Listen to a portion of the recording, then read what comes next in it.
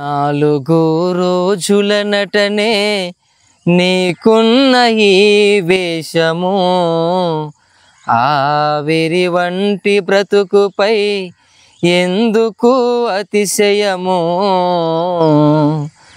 నాలుగు రోజుల నటనే నీకున్న ఈ వేషము, ఆవిరి వంటి బ్రతుకుపై ఎందుకు అతిశయము?